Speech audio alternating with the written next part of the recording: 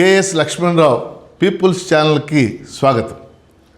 2026 ఫిబ్రవరి 28న America, Israel ఈ రెండు కలిపి ఇరాన్ మీద దాడి ప్రారంభించాయి. ఈ రోజుకి 110 రోజులు పూర్తయింది.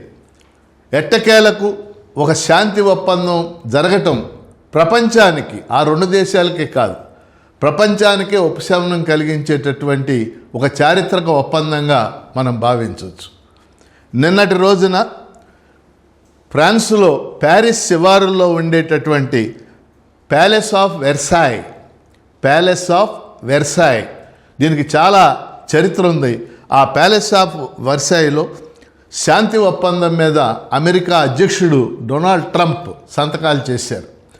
ఇదే ఒప్పందం మీద టెహ్రాన్ నుంచి ఇరాన్ అధ్యక్షుడు మసూద్ పెజెష్కియన్ ఆయన సంతకాలు చేశారు. ఈ ఇరువురు సంతకాలు చేయటంతో శాంతి ఒప్పందం కుదిరింది. దీనికి సంబంధించిన విధి విధానాలు రూపొందించడానికి ఈరోజు అంటే 19వ తేదీ జెనీవాలో పెద్ద ఎత్తున సమావేశం జరగబోతూ ఉంది.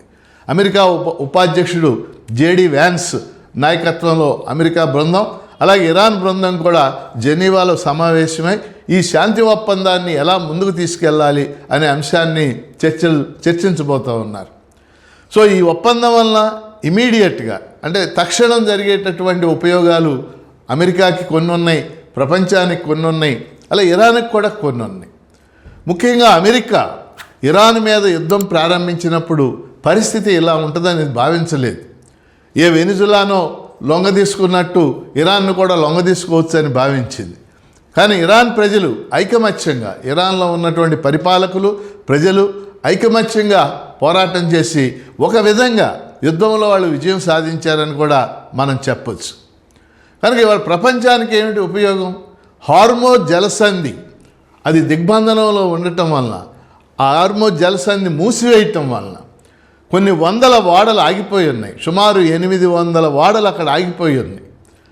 సుమారు 20,000 మంది ఆ ఓడల్లో పనిచేసే వాళ్ళు అక్కడ నిలిచిపోయి ఉన్నారు.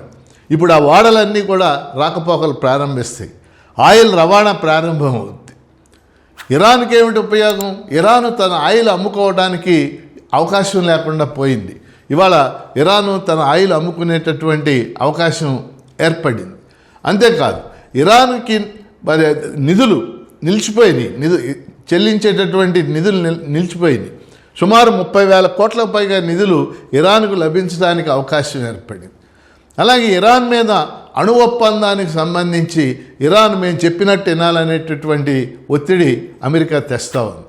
మొత్తం మీద సారాంశం ఏంటంటే ఒప్పందం జరగడం అనేది ప్రపంచ శాంతికి మంచి విషయం. కానీ ఈ ఒప్పందం ముందుకెళ్లాలంటే ఇంకా అనేక విషయాలతో ముడిపడి ఉంది.